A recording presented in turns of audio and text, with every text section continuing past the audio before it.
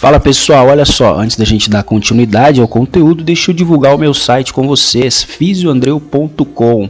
Então você que é estudante da graduação, da pós-graduação, da área da ciência da saúde, da biologia, quer conhecer mais a respeito da fisiologia, dessa linha de conhecimento que é muito importante, né, para a nossa área de atuação, faça seu registro no meu site, fisioandreu.com. Mais de 150 videoaulas de fisiologia humana que você pode passar por um período de experimentação após o seu registro, beleza? Vai lá, aproveite. Vamos dar continuidade ao nosso conteúdo de dinâmica de membranas, onde agora nós vamos estudar o potencial de membrana. O que é um potencial de membrana? Para isso é importante nós revisarmos os componentes estruturais de um átomo.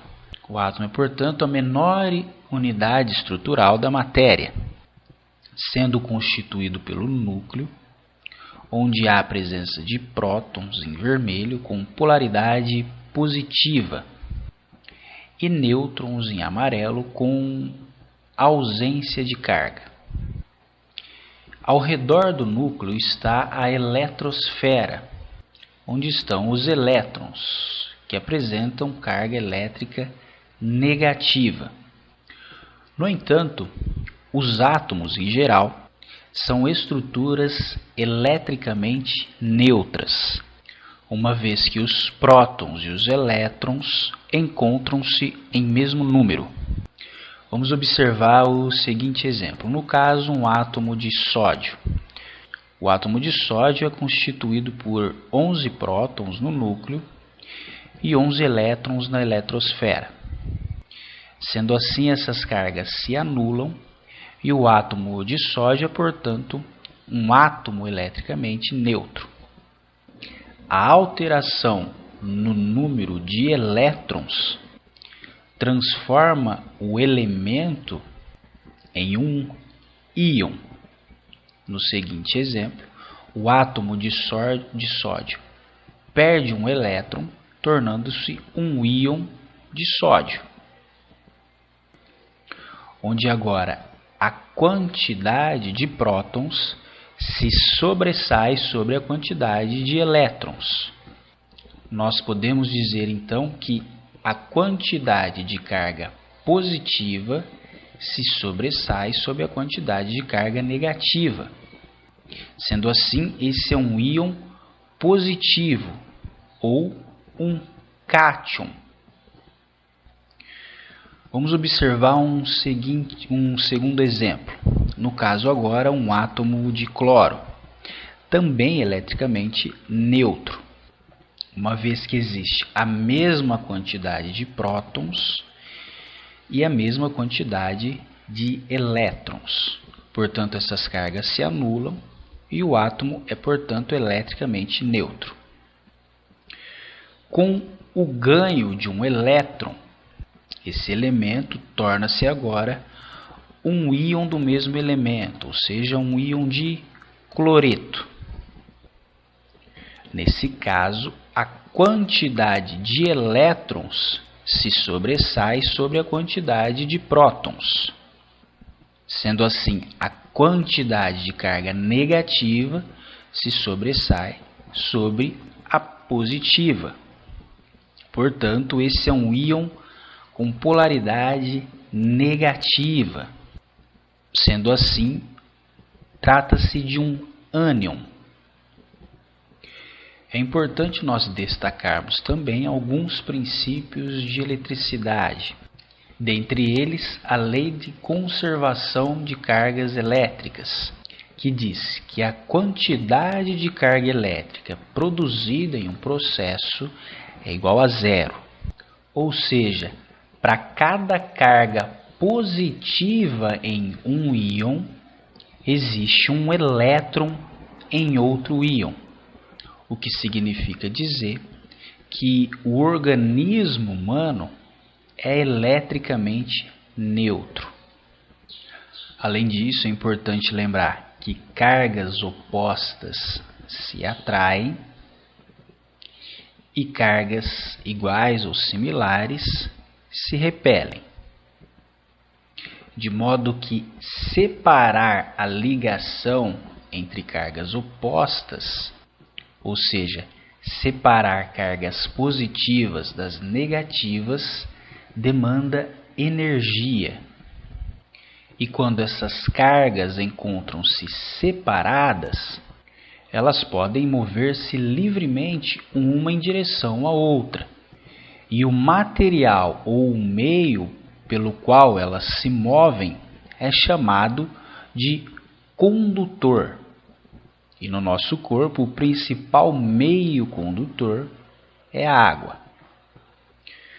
E quando as cargas que estão separadas não podem se mover uma em direção à outra, devido a um impedimento ou uma separação das cargas, esse material é, portanto, dito um isolante, ou seja, as cargas elétricas não conseguem se mover livremente. Bom, vamos observar a tabela a seguir, que demonstra a concentração aproximada dos principais solutos nos fluidos corporais. No caso, dados do tecido muscular esquelético. Vamos observar primeiro os valores para os cátions, sendo assim íons positivos, onde a quantidade de prótons se sobressai sobre a quantidade de elétrons. Nesse caso, o valor é expresso em miliequivalentes. No entanto, é um valor muito próximo do que corresponde também à molaridade. Os dois principais cátions que nós temos que observar é o sódio e o potássio. No caso do sódio, nós podemos observar que a concentração no fluido extracelular é muito maior do que a concentração no fluido intracelular. E no caso do potássio, nós podemos observar que é o inverso. Nos fluidos extracelulares, a concentração é baixa quando comparado ao fluido intracelular. Vamos observar agora os ânions, ou seja, íons ou elementos com polaridade negativa. Nós podemos observar agora que a concentração de cloreto é muito maior nos fluidos extracelulares do que no fluido intracelular. No entanto, ânions como o fosfato e as proteínas, que são macromoléculas com carga elétrica negativa, encontram-se em maior concentração no fluido intracelular.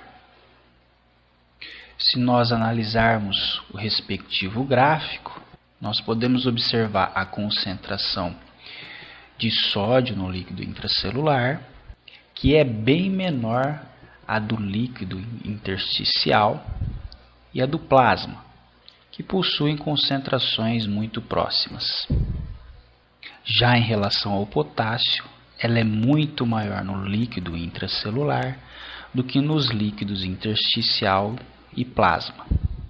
Já a concentração de cloro é maior no plasma e no líquido intersticial, quando comparado ao líquido intracelular. Além disso, é importante nós observarmos que as proteínas aniônicas encontram-se mais concentradas no líquido intracelular, não são encontradas ou são encontradas em uma quantidade insignificante no líquido intersticial. No entanto, estão presentes também em uma concentração considerável no plasma. No entanto, em uma concentração ainda inferior à do líquido intracelular.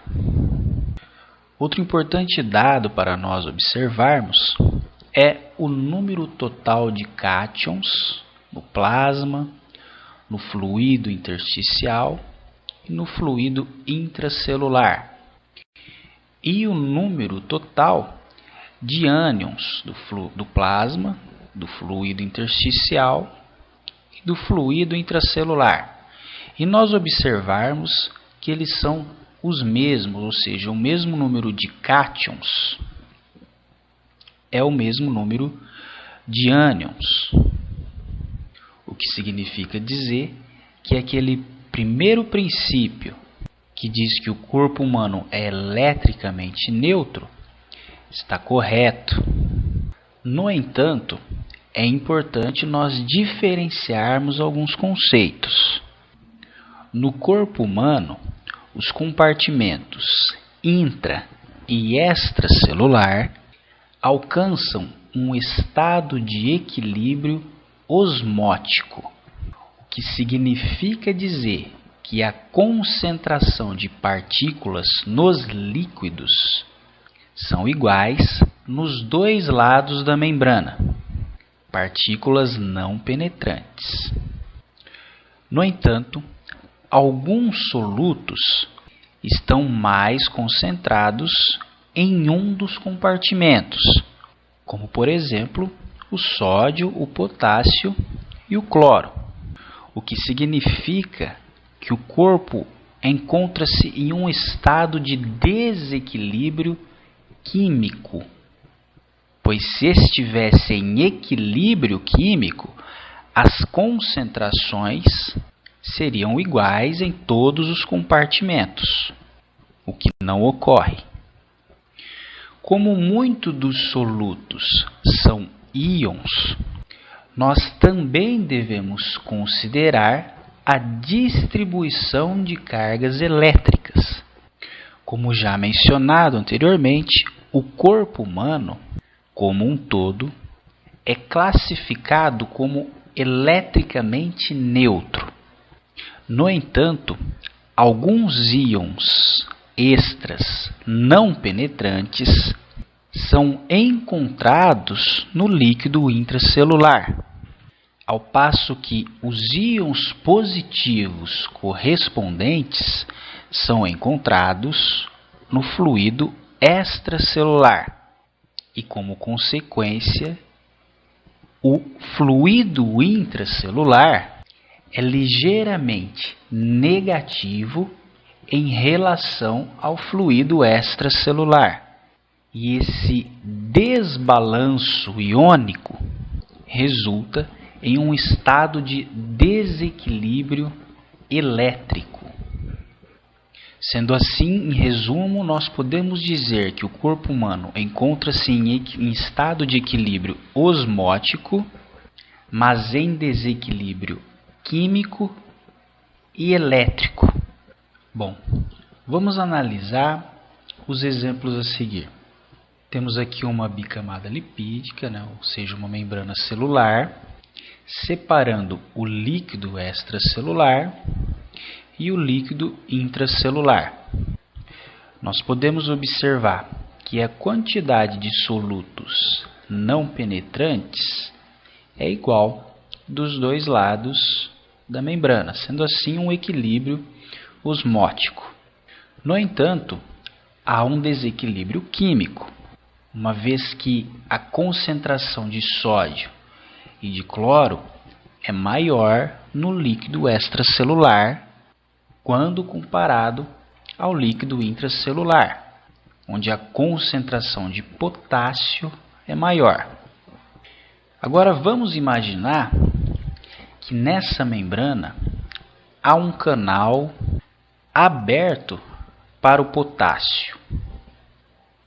Sendo assim, como há uma diferença entre o gradiente de concentração do potássio, ele irá se difundir a favor do seu gradiente de concentração em direção ao líquido extracelular. Com esse movimento, nós podemos dizer que a quantidade de íons com carga elétrica positiva, ou seja, cátions, no meio ou no líquido extracelular é maior do que no líquido intracelular, Sendo assim, o líquido extracelular tornou-se mais positivo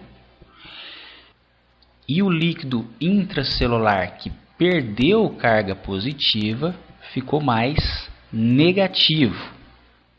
Vamos imaginar agora que ao invés de um canal de potássio, há um canal de sódio. Sendo assim, devido ao gradiente de concentração ou gradiente eletroquímico, o sódio, que está mais concentrado no meio extracelular, irá se mover ou se difundir em direção ao líquido intracelular. Sendo assim, o líquido intracelular irá ficar com mais cargas positivas e o líquido extracelular, que perdeu carga positiva, irá ficar mais negativo. E se agora, ao invés de um canal de sódio, for inserido um canal de cloro, nós iremos observar que também, devido à diferença de concentração e do gradiente eletroquímico, o cloro, que está mais concentrado no líquido extracelular, irá se difundir para o líquido intracelular, tornando então o líquido intracelular mais negativo, pois estamos acrescentando agora a carga elétrica negativa, enquanto o líquido extracelular irá perder carga negativa, portanto irá ficar mais positivo. Bom, vamos retornar agora ao exemplo do potássio. Bom, neste exemplo, então, o potássio está se difundindo em direção ao líquido extracelular. No entanto, irá chegar um momento em que a quantidade de potássio difundida irá produzir um potencial através da membrana que começa a impedir o efluxo de potássio para fora da célula, ou seja, começa a impedir a saída de potássio. E isso se deve ao fato de que cargas similares começam a se repelir, uma vez que aqui fora, além do potássio que está saindo, já existe também o sódio. Desse modo, uma força de repulsão agora começa a trabalhar contra o efluxo de potássio, ou seja, o fluxo difusivo é agora contrabalanceado também pelo retorno do potássio, ou seja, o fluxo líquido de potássio é agora interrompido, é anulado, e isso ocorre devido ao potencial de equilíbrio.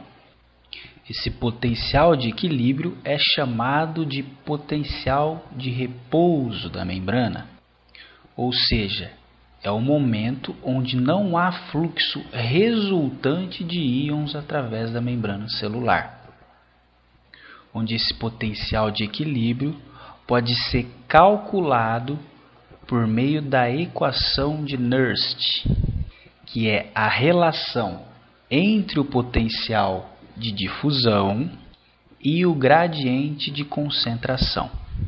Essa equação é usada para uma célula que é permeável a apenas um íon de cada vez. Então, trata-se do potencial de equilíbrio para apenas um íon, onde o potencial de equilíbrio do íon é igual a 61, que é um valor constante que leva em consideração a constante universal gasosa, a temperatura absoluta, no caso do corpo, a temperatura fisiológica de 37 graus, e a constante de Faraday, que é uma constante física que representa a carga molar. O resultado dessa constante é o valor de 61. Esse valor é dividido pela valência ou carga do íon. no caso de um cátion, o valor seria 1. E no caso de um ânion, o valor seria menos 1. O resultado dessa divisão é multiplicado pelo logaritmo da divisão da concentração dos íons fora com os íons que estão no interior da célula. Bom, vamos observar o seguinte exemplo. Temos aqui uma célula a concentração de potássio é igual a 150 milimolar e a concentração no líquido extracelular é igual a 5 milimolar. Sabemos então que se essa célula é permeável ao potássio, o potássio irá se difundir em direção ao líquido extracelular. No entanto, qual o potencial de equilíbrio, ou seja, qual o momento onde o fluxo de potássio para de ocorrer? Bom, vamos lá. Potencial de equilíbrio do potássio é igual a 61 dividido por 1, que no caso é igual a 61. 5 dividido por 150 é igual a 0,033, onde log de 0,033 é igual a menos 1,48. 1,48 menos 1,48 multiplicado por 61 é igual a menos 90. No caso, menos 90 milivolts. Bom, vamos observar essa conta agora por meio da nossa calculadora científica.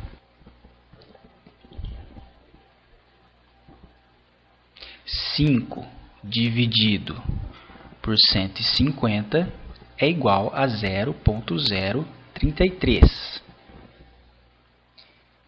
Log de 0,033 é igual a menos 1,48. Multiplicado por 61 é igual a menos 90. Sendo assim, o potencial de equilíbrio para o potássio é igual a menos 90 milivolts. Ou seja, quando alcança-se esse valor, não ocorre mais fluxo resultante dos íons potássio. Esse então é o potencial de equilíbrio ou potencial de repouso da membrana para o potássio. Vamos observar um segundo exemplo, agora para o sódio. Sendo assim, 145 dividido por 15 é igual a 9,6. Log de 9,6 é igual a 0,98.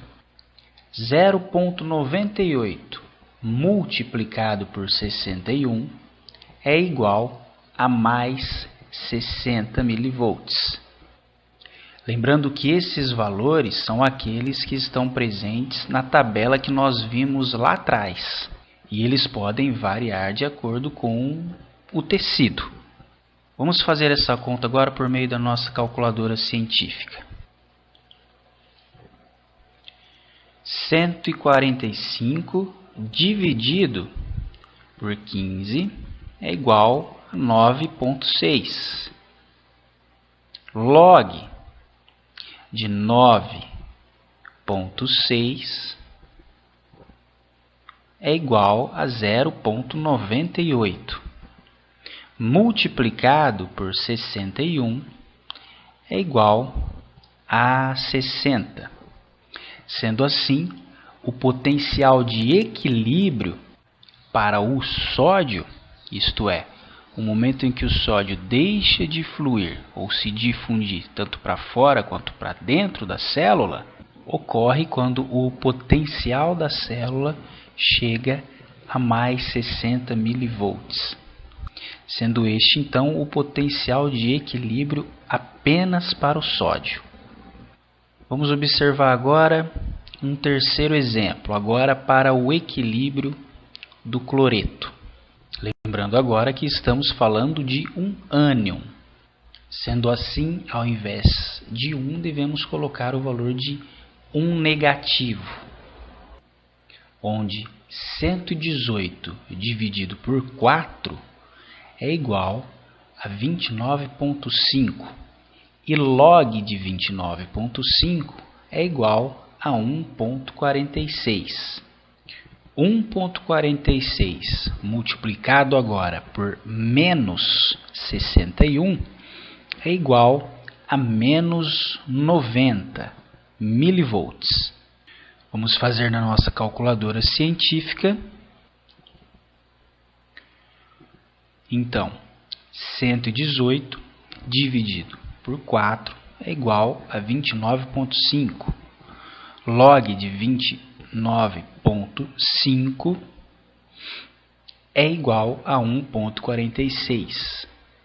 Multiplicado por menos 61 é igual a menos 89, o que é aproximado dá 90, né? Nós podemos arredondar esse valor para 90. Sendo assim, o potencial de equilíbrio para o cloreto é igual a menos 90 milivolts. Bom, no entanto, as células vivas não são permeáveis a apenas um íon. Elas possuem canais abertos e proteínas transportadoras, que permitem os íons se moverem entre o citoplasma e o líquido extracelular. Sendo assim, qual o potencial de equilíbrio da membrana se ela é permeável a vários íons diferentes? Bom, agora, ao invés da equação de Nernst, utiliza-se a equação de Goldman-Hodgkin-Katz, onde o potencial de equilíbrio da membrana é igual a 61, que é o valor constante, multiplicado pelo log da concentração extracelular de potássio, da concentração extracelular de sódio e da concentração intracelular de cloreto. Então, Izinho é intracelular e o Ezinho é extracelular.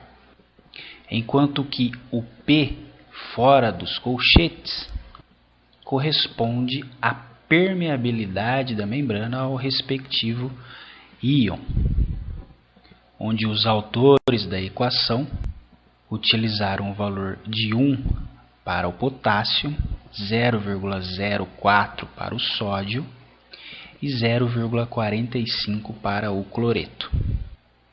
Sendo assim, a fileira de cima é dividida pela permeabilidade e concentração do potássio agora intracelular, do sódio intracelular e do cloreto extracelular. Bom, vamos observar o respectivo exemplo. Os valores que são aqui usados são aqueles da nossa tabela que nós vimos lá atrás. Então vamos lá, vamos ser auxiliados pela nossa calculadora científica.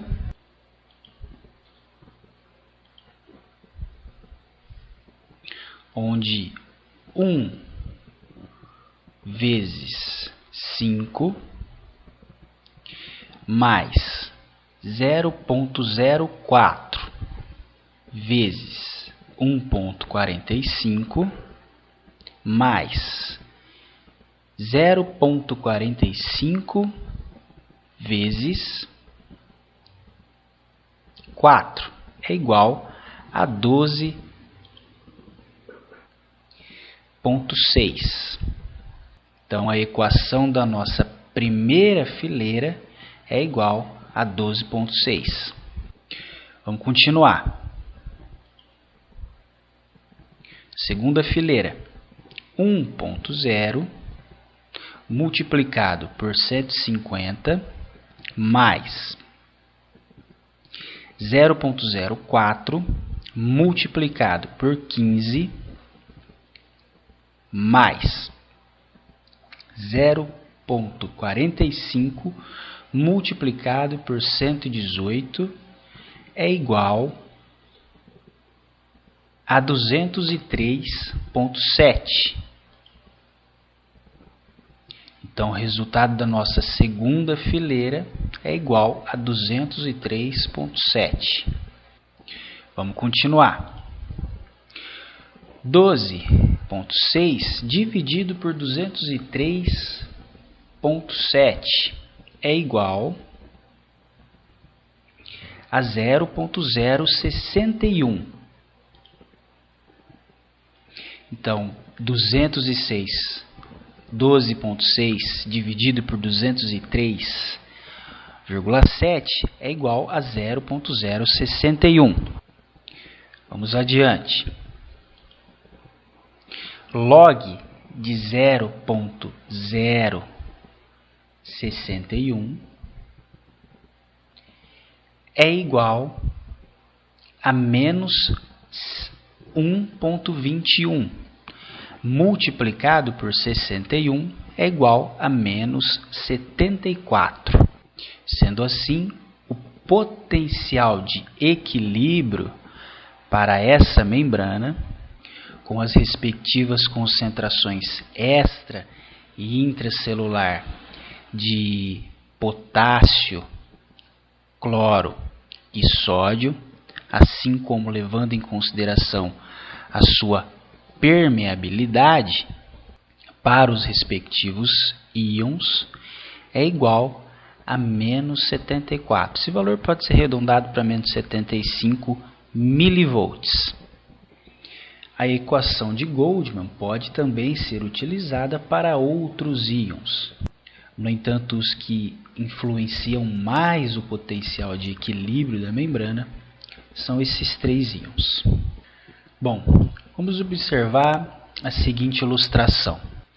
Nos laboratórios, a diferença de potencial elétrico do líquido intracelular do interior da célula para o exterior da célula é mensurado por microeletrodos de vidro que são inseridos no interior da célula e no exterior da célula, ou em um líquido similar ao fluido extracelular.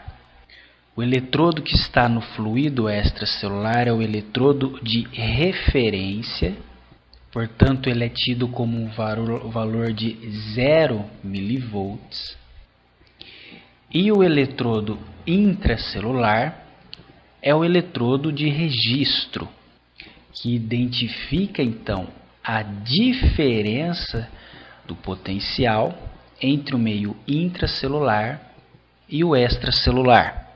E essa diferença é registrada por um voltímetro.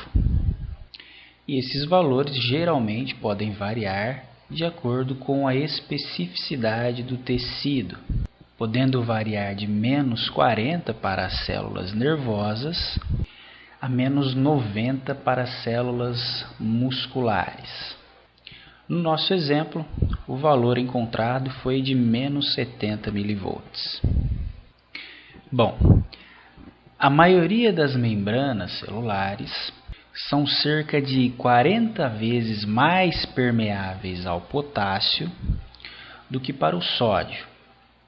Como resultado, o potencial de equilíbrio para as membranas celulares, ou o potencial de repouso das membranas celulares, são mais próximas ao potencial de equilíbrio do potássio, que é de menos 90, enquanto que para o sódio esse valor seria de 60 milivolts positivo.